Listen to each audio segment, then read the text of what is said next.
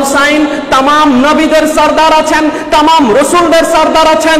এই জন্য তামাম নবী এবং রসুল ইমামে হুসাইনের এই শাহাদাতের দিনটাকে অনুসরণ করেছেন, ঠিক কিনা? এই জন্য এই যে রাজ, ইমামে আলী মাকামের এই রাজ তিনি ভাঙতে যান নাই, তিনি ইবাদতের বাহানা দেখিয়েছেন। ইবাদতের বাহানা দেখিয়েছেন যে তামাম নবীদের আশা ভরসা সব ভেঙে চুরমার হয়ে যাবে যদি আমি 9 মুহররমে যদি শহীদ হয়ে যায়। এরপরে ইমাম আলী মাকাম মাওলা হুসাইন আলাইহিস সালাম উনি জানতেন যে আমার আব্বা জানকে কারা এই আড়ালে থেকে ওনাকে শহীদ করে দিয়েছে, তাদের নাম জাহিরে ইতিহাসের পাতায় আসে নাই। আমার বড় ভাইকে কারা, ইমামে হাসান আল মুজতবাকে কারা 20 পানে ওনাকে শহীদ করে দিয়েছে, তাদের নাম প্রকাশ্যে ইতিহাসের পাতায় আসে নাই। আমি সেই জাল, ওই ষড়যন্ত্রের এই মুখোশধারীদের মুখোশ আমি ইমাম হুসাইন কারবালার জন্য উন্মোচন করে দেব। এই জন্য দিবালোকে আমি হুসাইন শহীদ হব, দিবালোকে আমার বেটা আলী আসগর শহীদ হবে, দিবালোকে আমি দেখাবো যে আমার কোলের উপরে দিনের আলোতে আমার আলী আসগর আমার কোলের উপরে শহীদ হয়ে গেল। আমি এগুলো দিবালোকে দেখাবো। দিনের বেলায় কে আমার আলী আসগরকে তীর মেরে দিল সেগুলো ইতিহাসের পাতায় এটা লেখা থাকবে। ইমাম পাকের ভিতরে এই বাতিনি রাজগুলো ছিল যেগুলো তিনি ওখানে ওই 9 মুহররমে ভাঙতে যান নাই, তিনি ইবাদতের বাহানা দিয়েছেন। যাই হোক, যখন এই রাত যখন চলে আসলো, শবে আশুরা, এই যে আশুরার রাত, এই আশুরার রাত যখন চলে আসলো, ইমামে আলী মাকাম মাওলা হুসাইন আলাইহিস সালাম এই সর্বপ্রথম ওনার বোন হযরতে জাইনাবে মাকাম ওনার তাবুতে, ওনার খিমাতে প্রবেশ করলেন। খিমাতে প্রবেশ করার সাথে সাথেই হযরতে জাইনাবে মাকাম এসে ইমামে হুসাইন আলাইহিস সালামের এই ঘাড়ের উপরে উনি এসে বুছা দিলেন এবং চুম্বন করলেন। এবং ইমাম হুসাইন আলাইহিস সালাম ওনার বোন হযরতে জাইনাব ওনার হাত ধরলেন, এই বাজু ধরলেন। এই বাজু ধরে এই বাজুতে ইমাম পাক খুব আদর করতেছেন এবং এই বাজু, হাতের 2 বাজুতে ইমাম পাক খুব আদর করতেছেন এবং চুমু খাচ্ছেন। ইমাম পাকের ইমিডিয়েটলি ছোট ছিলেন ইমাম হুসাইনের, শেরে খোদা এবং খাতুনে জান্নাত পাকে হাতের এই 2 বেটা 2 বেটি হাসান এবং হুসাইন আলাইহিস সালাম এবং হযরত জাইনাব এবং উম্মে কুলসুম আলাইহিস সালাম, এই 4 জন সন্তান, 2 বেটা 2 বেটি খাতুনে আতহার পাকের বাতনে আতহার পাক থেকে। তা বোনের মধ্যে হয়তো জাইনাবে মাকাম উনি বড় ছিলেন, যিনি ইমাম হুসাইন আলাইহিস সালামের ইমিডিয়েটলি ছোট ছিলেন। ওনার হাত এইভাবে ধরে আদর করতেছেন, বুছা দিচ্ছেন। তখন ইমামে আলী মাকাম উনি সর্বপ্রথম উনি হযরত জাইনাবে মাকামকে উনি বললেন যে বোন, তুমি তো এইভাবে কখনো আমার গলাতে, আমার গর্দানেতে এইভাবে কখনো তুমি চুমা দাও নাই, আজকে কেন দিলে? তখন হয়তো জাইনাবে মাকাম বললেন যে ভাইজান, আমি আম্মা জান থেকে একটা ওসিয়ত আমার উপরে আছে। আমি যখন খুব ছোট অবস্থায়, তো ইমাম হাসান হুসাইনই তো ছোট, যখন খাতুনে জান্নাত পাকে আতহার উনি যখন পর্দা নিয়েছিলেন, ইমাম হাসান হুসাইন এবং জয়নাব উম্মে কুলসুম ওনারা তো ছোট ছিলেন। তো আমি ছোট থাকলেও আম্মা জানের এই ওসিয়তখানা আমার মনে আছে। কি সেই ওসিয়ত? বলে আম্মা জান আমাকে জানিয়েছিলেন যে জয়নাব, আমার বেটা হুসাইন, তোমাদের নানা জান থেকে আমি শুনেছি যে সে কারবালার মরুভূমিতে সে নির্মমভাবে শহীদ হবে। বেটি জয়নাব, যদি তুমি আমার হুসাইনের পাশে থাকো, তবে সেই সময় যদি আমার হুসাইনের সঙ্গী হয়ে তুমি থাকো, তাহলে অবশ্যই আমার হুসাইনের পাশে তুমি থেকো, তাকে তার সাহারা হয়েও, তার মদদে, তার সহযোগিতায় তুমি থেকো, নিজেকে উৎসর্গ করার জন্য। তো ভাইজান, আমি জানি যে আগামীকাল আপনার কি পরিণতি হতে যাচ্ছে, এটা আমি জানি। ওনারা সবাই একে অপরের কি পরিণতি হবে খানদান পাকের ওনারা সব আগে থেকে জানতেন, জাত পাকত। তো হযরতে জাইনাবে মাকাম বলতেছেন যে ভাইজান, আগামীকাল আপনার এই গর্দান মুবারকে রক্ত প্রবাহিত হবে এবং সেই রক্ত আপনার জুলফি মুবারক দিয়ে ভেসে যাবে। এই জন্য আমি আপনার এই গর্দান এবং আপনার এই জুলফি মুবারক এই জুলফি মোবারকে আমি বুসা দিলাম, আমি চুম্বন করলাম। তখন জাইনাবে মাকাম আলাইহিস সালাতু ওয়াস সালাম উনিও জানতে চাইলেন যে ভাইজান, আপনি তো কখনো আমার এইভাবে হাত ধরে কখনো আমাকে এইভাবে আদর করেন নাই, হাতে এই বাজুতে আমাকে এইভাবে চুমা দেন নাই, আজকে কেন এটা করলেন? তখন নাওসায়ে রাসূল ইমামে আলী মাকাম মাওলা হুসাইন আলাইহিস সালাতু ওয়াস সালাম বললেন যে বোন, তোমার ন্যায় আব্বাজান থেকেও আমার উপর একটা ওসিয়ত আছে। আব্বাজান এই মর্মে আমাকে একদা জানিয়েছিলেন যে বেটা হুসাইন, তুমি যখন জিভে আজিমের জন্য যখন কারবালার জমিনে সেই মহান পরীক্ষার মুখোমুখি হবে, তখন তোমার সাথে আমার বেটি জাইনাব থাকবে। সে তার ঘর বাড়ি সংসার সব কিছু উজাড় করে দিয়ে তোমার কদমে সে উৎসর্গিত হয়ে যাবে। সে তোমার জন্য জান নিসার হয়ে যাবে, তার জান, তার সংসার, তার ঘর, তার বেটাদেরকে, তার আওলাদদেরকে তোমার জন্য কুরবানি করে দিবে। হুসাইন, সেই সময় আমার জাইনাবের দায়িত্ব কিন্তু তোমার উপরে থাকবে। সেই সময় আমার জাইনাবকে তুমি দেখো। তাই আমারও আজকে সেই আব্বাজানের সেই ওসিয়তখানা আমার মনে পড়ে গেল, এই ভেবে যে আমার পরিণতিটা তুমি যেমন বুঝতে পারলে, জানতে পারলে, তোমার পরিণতিটাও আমি জানতে পারতেছি, আমি বুঝতে পারতেছি। সেটা হলো এই যে আমাকে যখন এরা শহীদ করে দিবে, আমরা সব পুরুষেরা যখন শহীদ হয়ে যাব, আমাদের দেহ মুবারকগুলো যখন কারবালার মরুভূমিতে যখন নিথর হয়ে পড়ে থাকবে, সেই সময় মালাউনেরা এসে বোন জাইনাব, তোমার এই বাজু, এই নুরানি হাত যুগল, এই শয়তানেরা এসে, এই মালাউনেরা এসে, এই নিষ্ঠুরেরা এসে তোমার নরম নুরানি এই বাজুদয়, এই হাত যুগল ওরা দড়ি দিয়ে বাঁধবে। সেটা আমি হুসাইন জানি যে তোমারও এই পরিণতিটা হবে।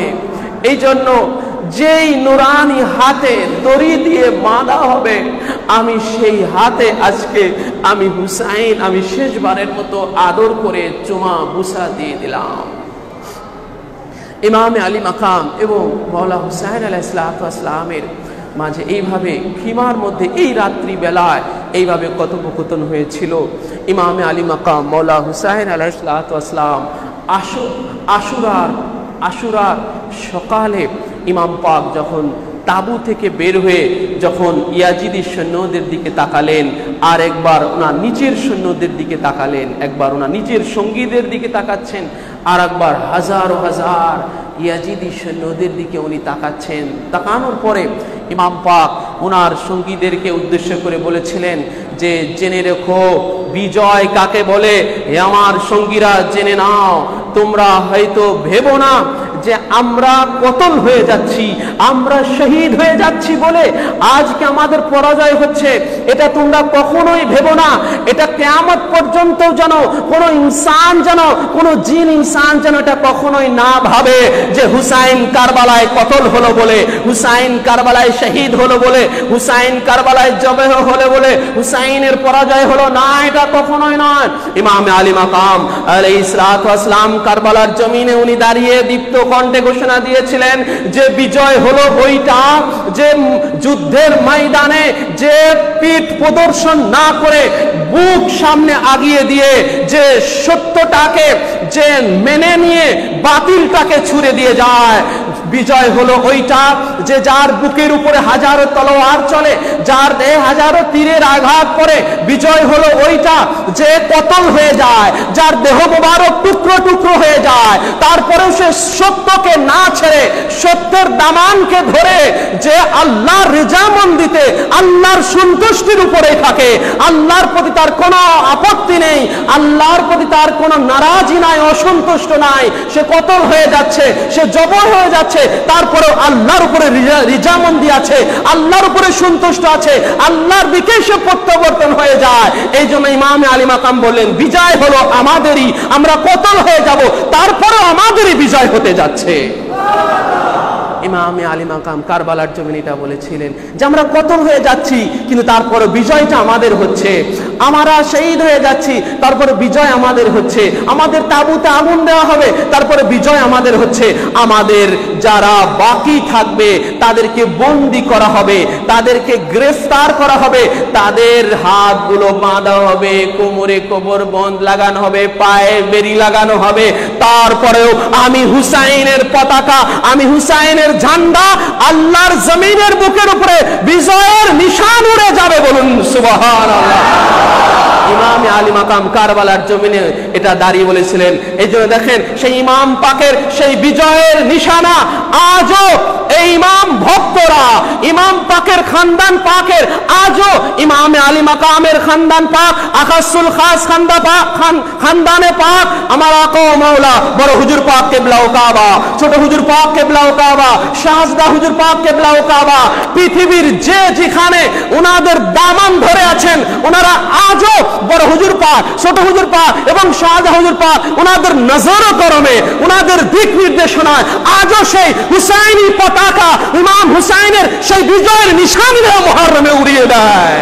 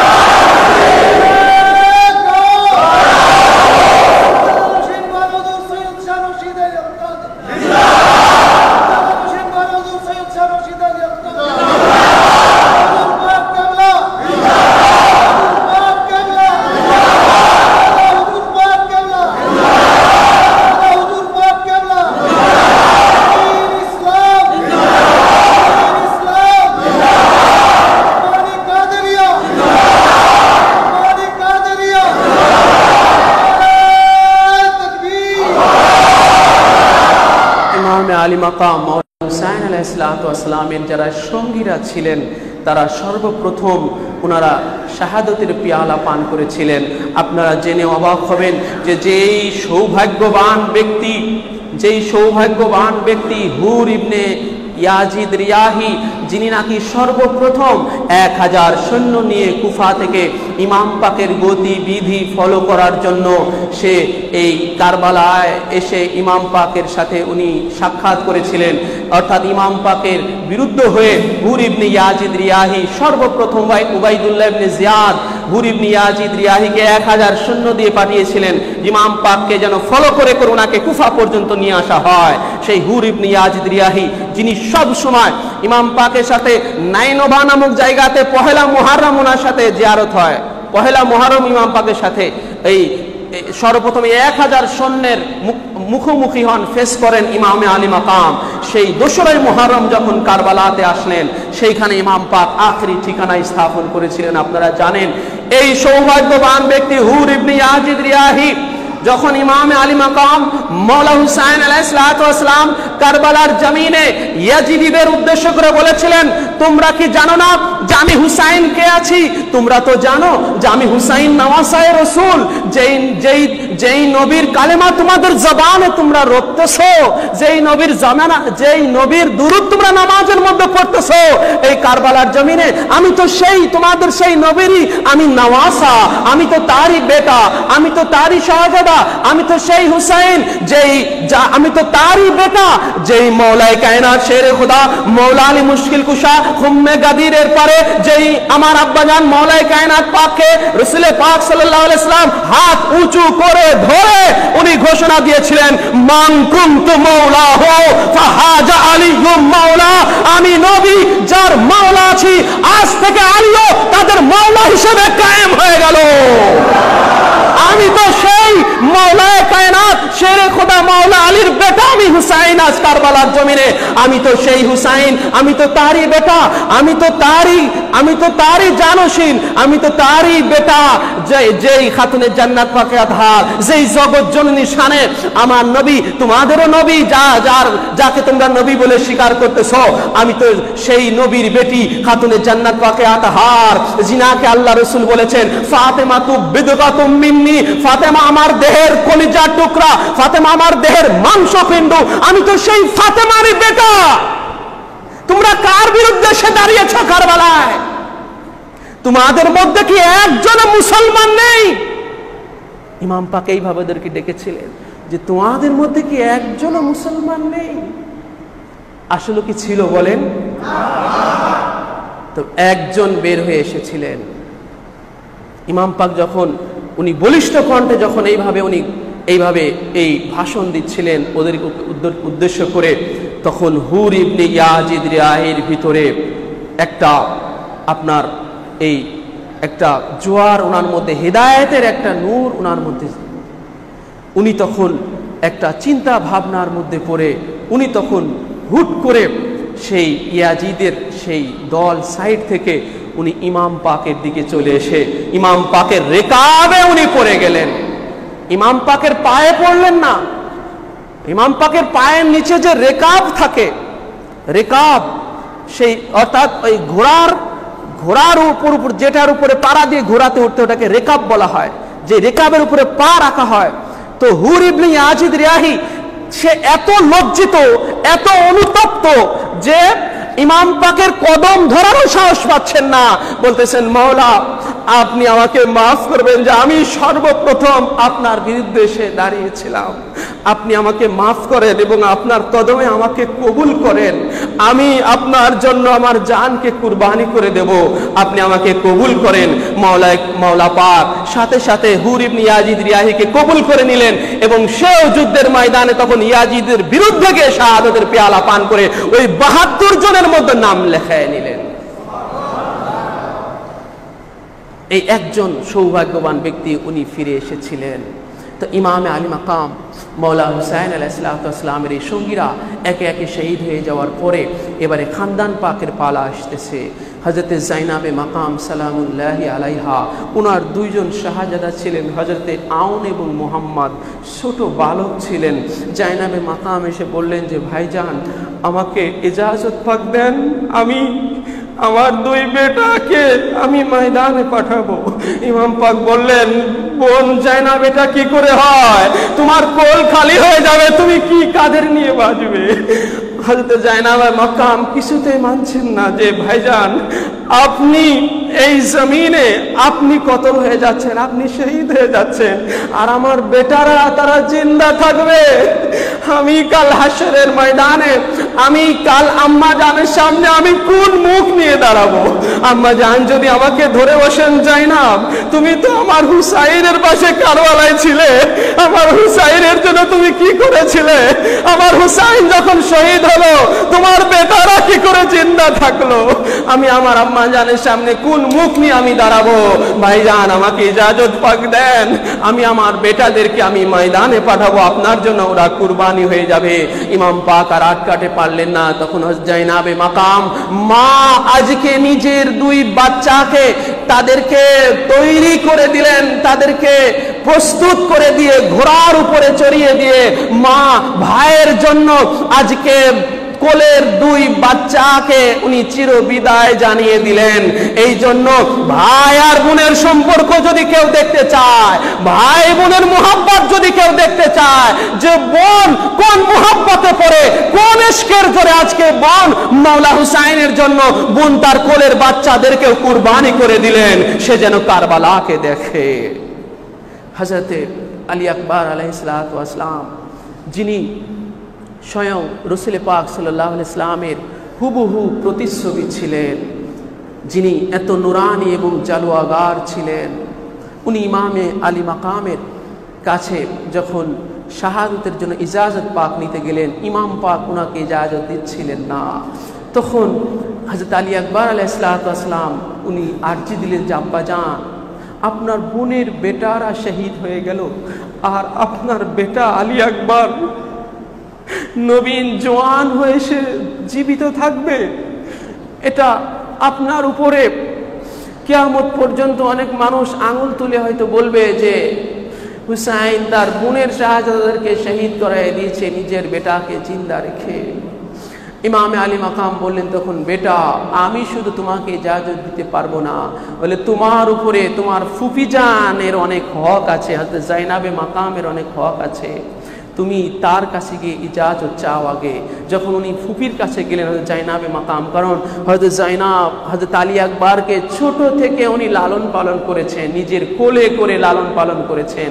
এই জন্য ইমাম পাক বলেছিলেন যে তোমার ফুফির হক আছে অনেক তোমার উপরে, তার কাছ থেকে একটু ইজাজত নিয়ে আসো। হয়তো জাইনাবে মাকামের কাছে যখন ইজাজত নিতে গেলেন, জাইনাবে মাকাম বললেন যে বাবা আলী আকবর, তুমি যাতে শহীদ হতে না হয় এই জন্য আমার কোলের বাচ্চাকে শহীদ করালাম, এরপরেও কেন তোমাকে শহীদ হতে হবে?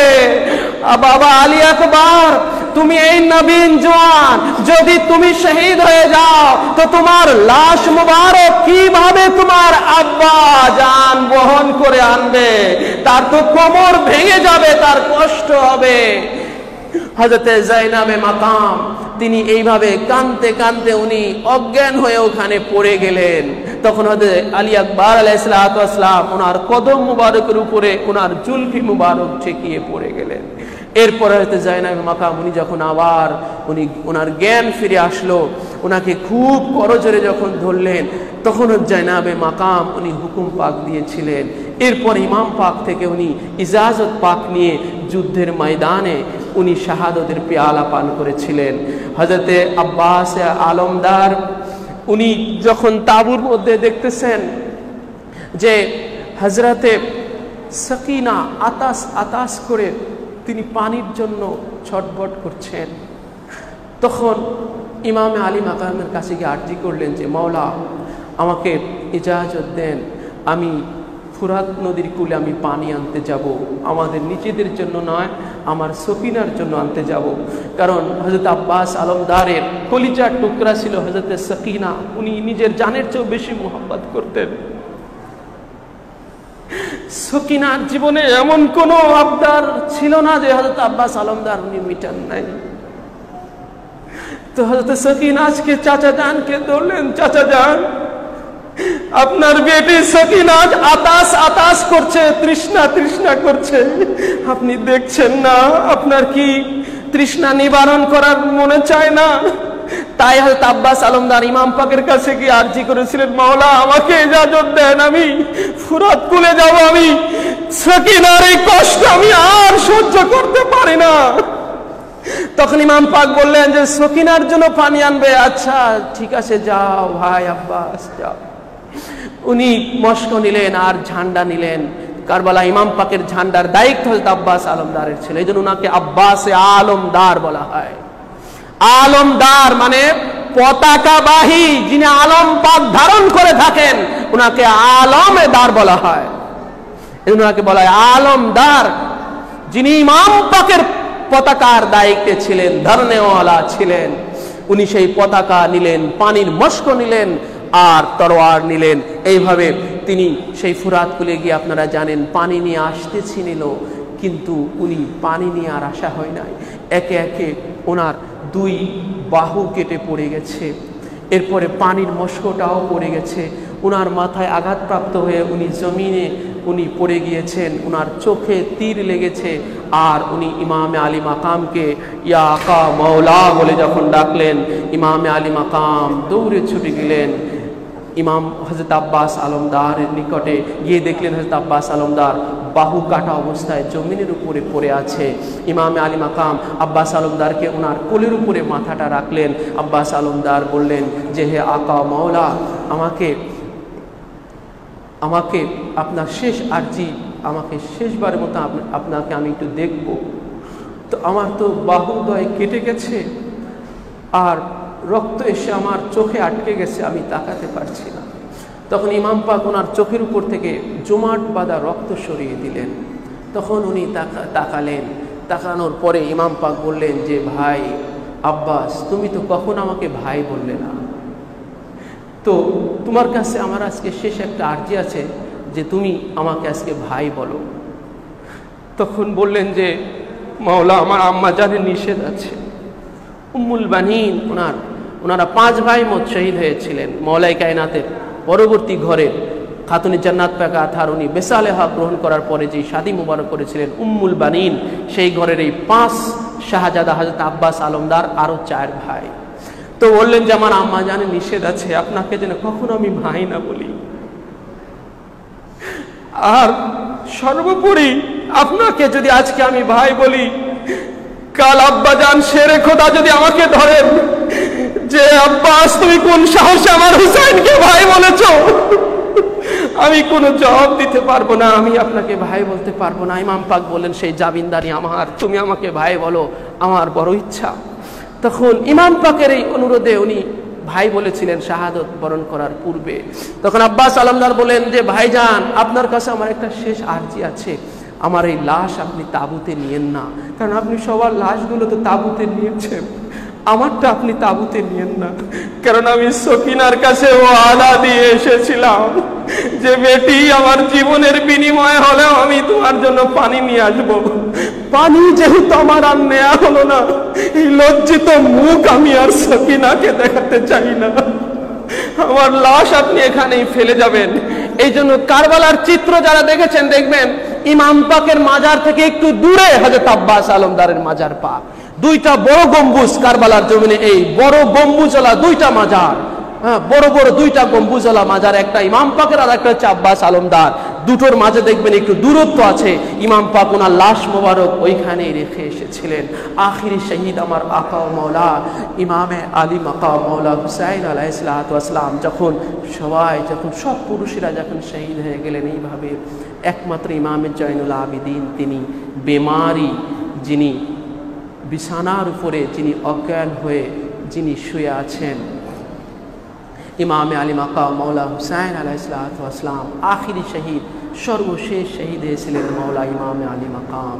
তিনি যখন জুলজিনার উপরে আরোহণ করলেন, উঠলেন, জুলজিনাকে যখন হুকুম করলেন, সেই সাদা ঘোড়া ইমাম পাকের, সেই সাদা ঘোড়াকে যখন ইমাম পাক হুকুম করতেন, হুকুমের আগে সে বাতাসে উড়ে চলে যেত। আজকে যখন ইমাম পাক হুকুম করছেন জুলজিনা আর আগায় না, এক পাও আগায় না, ইমাম পাক বলেন জুলজিনা তোমার কি হলো, সামনে কেন যাচ্ছ না? তখন জুলজিনার জবান খুলে গেল, জুলজিনা বলছে হে মওলা আপনি কি দেখছেন না আপনার বেটি সকিনা আমার পা ধরে আছে, আমাকে বলতেছে জুলজিনা আমার আব্বা জানকে নিয়ে যেও না, যারাই গিয়েছে আর কেউ ফিরে আসে নাই। ভাই আলী আকবর গিয়ে তিনি শহীদ হয়েছেন, ভাই আবুল কাসেম গিয়ে টুকরা টুকরা হয়েছেন, আমার চাচা জান পানি আনতে গিয়ে আর ফিরে আসেন নাই, আমার ভাই আলী আসগর আব্বা জানের কোলে গিয়ে শাহাদাতের পেয়ালা পান করে এসেছে। হে জুলজিনা আমার আব্বা জানকে নিও না, আমি আমার আব্বা জানের বুকের উপরে ঘুমাই, আমার আব্বা জানকে নিয়ে যেও না। হযরতে সকিনা যখন জুলজিনাকে এইভাবে বলতেছেন, জুলজিনা এই জন্য আর আগায় না। ইমাম পাক আবার ঘোড়া থেকে নেমে ওনার এই বেটিকে কোলে বুকের উপরে লাগালেন, বুকের উপরে লাগিয়ে আবার উনি তাঁবুতে রেখে উনি চলে যাচ্ছেন। কারবালার জমিনের সেই দৃশ্য পৃথিবীর এই জমিনের বুকে আর দ্বিতীয় আছে কিনা আমার জানা নাই, যে আজকে একজন পিতা চিরতরের জন্য তার বেটি, তার সন্তানদেরকে চিরবিদায় জানিয়ে যাচ্ছেন, আজ একমাত্র ভাই তার বোনদেরকে চিরবিদায় জানিয়ে যাচ্ছেন, যেই বোনদের আর দেখার মতো কেউ রইল না। আজ স্বামী তিনার স্ত্রীকে চিরবিদায় দিয়ে তিনি চলে যাচ্ছেন, এমন দৃশ্য আর দ্বিতীয় আছে বলে আমার জানা নাই। আখিরি শহীদ ইমামে আলী মাকাম মওলা হুসাইন আলাইহিস সালাতু ওয়াস সালাম যখন গর্দান কাটানোর জন্য যখন রওনা হচ্ছেন, আর ওদিকে বাতিনি গায়েবী ভাবে হুজুরে পাক সাল্লাল্লাহু আলাইহি সাল্লাম সরওয়ারে কায়নাত জনাব মুহাম্মদুর রাসূলুল্লাহ সাল্লাল্লাহু আলাইহি সাল্লাম কারবালার জমিনে চলে আসতেছেন। তাই কবি বলেছেন রনে মে জব ইবনে আলী गर्दन काटाने को चले, करबला में मुस्तफा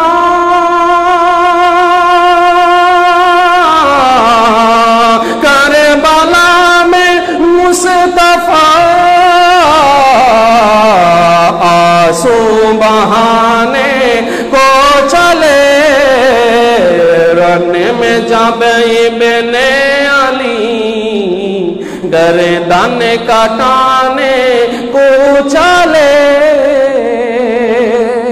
ইমামে আলী মাকাম যখন গর্দান কাটানোর জন্য যাচ্ছেন, আর রাসূল পাক সাল্লাল্লাহু আলাইহি সাল্লাম সেই কারবালার জমিনে মাতম করার জন্য, নওহা করার জন্য, রুনা জারি করার জন্য, কারবালার জমিনে গড়াগড়ি খাওয়ার জন্য, কারবালার ধুলিবালি মাথায় দাড়ি মুবারকে মেখে নেওয়ার জন্য, পেরেশানি বেহাল হয়ে যাওয়ার জন্য আজ হুজুর স্বয়ং মদিনার রওজা আকদাস থেকে আজ সরওয়ারে কায়নাত কারবালার জমিনে আজ হাজির হয়ে যাচ্ছে।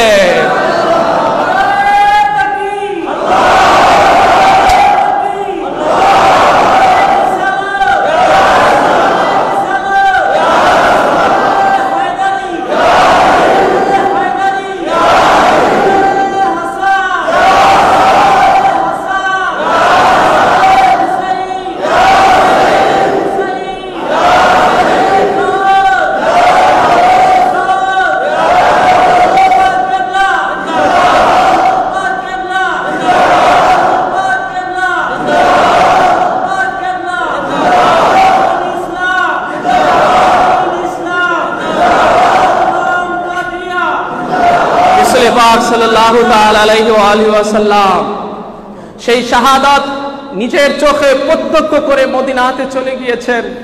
উম্মুল মুমিনিন ওনার বিবি হযরত উম্মে সালমাকে স্বপ্নে দেখালেন। ঠিক সেই মুহূর্তে উম্মে সালমা রাসূলকে স্বপ্নে দেখলেন যে রাসূল পাক সাল্লাল্লাহু আলাইহি ওয়াসাল্লামের মাথায় ধুলিবালি, দাড়ি মোবারকে ধুলিবালি, আল্লাহ রাসূল কাঁদতেছেন। উম্মে সালমা তিনি শুধাচ্ছেন, ইয়া রাসূলুল্লাহ আপনার এই অবস্থা বেহাল কেন? স্বপ্নের মধ্যে উনি এটা দেখে রাসূলকে যখন আরজি দিলেন, হুজুর আপনার এই অবস্থা কেন, আপনার এই বেহাল অবস্থা কেন?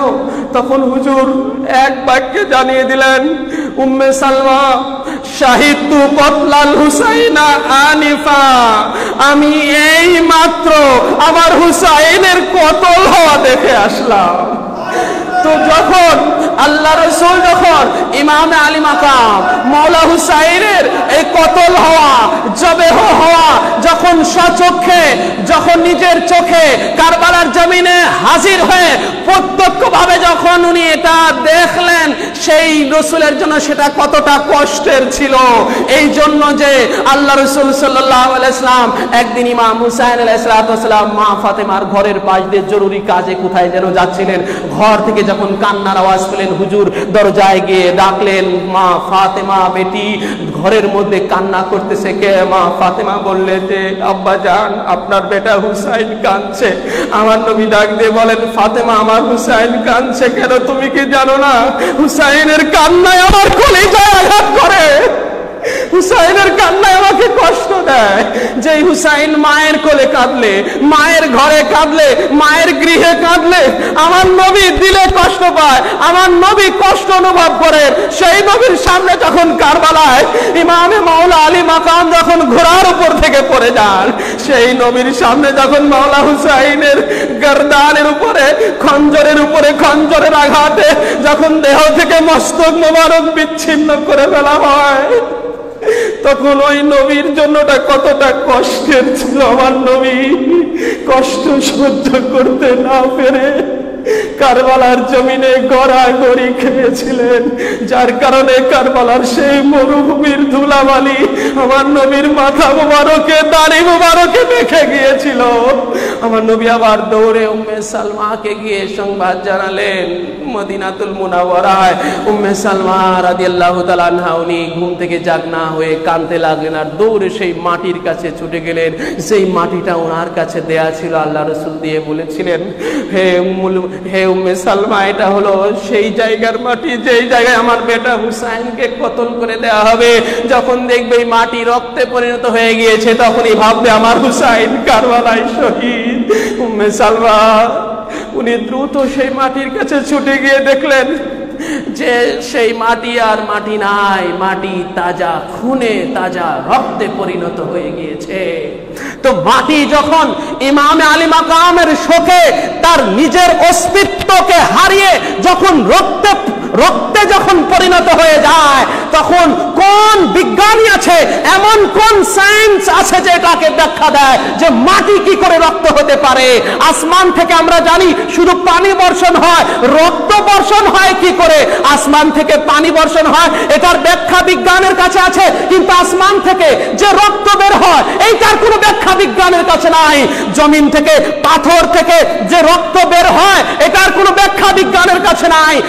ডালপালা থেকে, গাছের মধ্য থেকে, গাছ ভাঙলে, গাছের ডাল ভাঙলে ওটা থেকে কষ বের হয়, কিন্তু গাছের ডাল ভাঙলে রক্ত বের হয়, এটার কোনো ব্যাখ্যা বিজ্ঞানের কাছে নাই।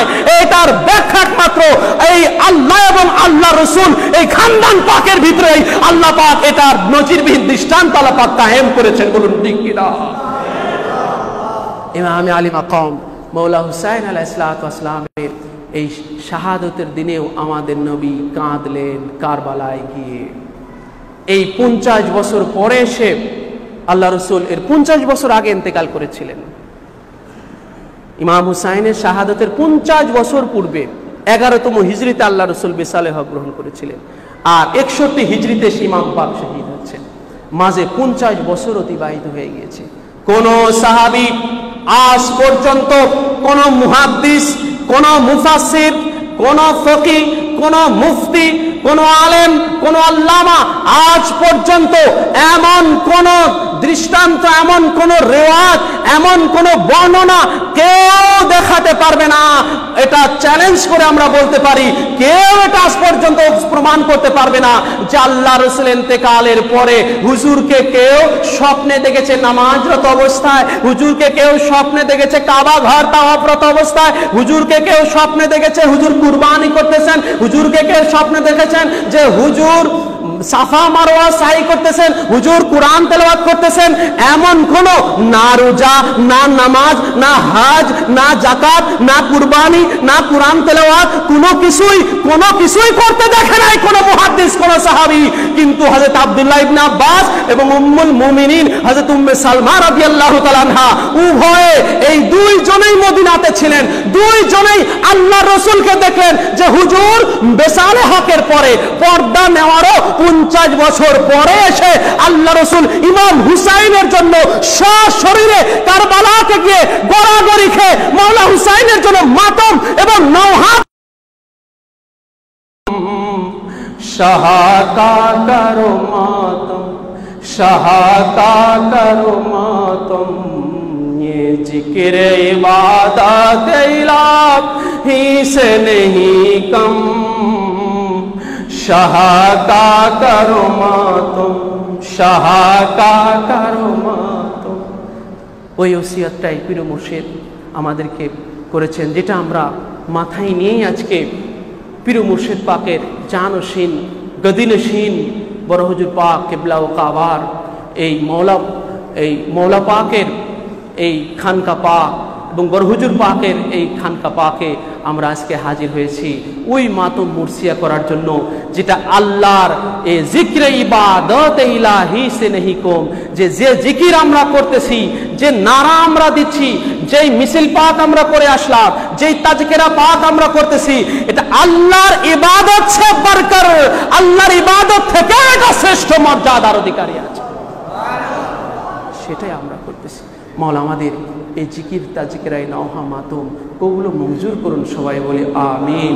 পরকালে ইমাম পাকের দামনে আজকে যেইভাবে মৌলা পাকের কদমে আমরা এখানে ইমাম পাকের এই তাজকিরায় নওহা মাতমের জমায়েত হয়েছি, কাল হাশরে যেন এইভাবে ইমামে আলী মাকামের মৌলা পাকের পাক কদমে, বড় হুজুর পাক সরোজ পাক শাহাদা হুজুর পাকের পাক কদমে এইভাবেই যেন আমরা অদম নালায় গুনাহগার বান্দা বান্দিরা যেন জমায়েত হই, ওনাদের সাথেই যেন আমাদের হাসর নাসর হয়। আল্লাহ কবুল করুন, আমিন। ওয়া আলাইনা ইল্লাল বালাগ। আসসালামু আলাইকুম ওয়া রাহমাতুল্লাহি ওয়া বারাকাতুহু।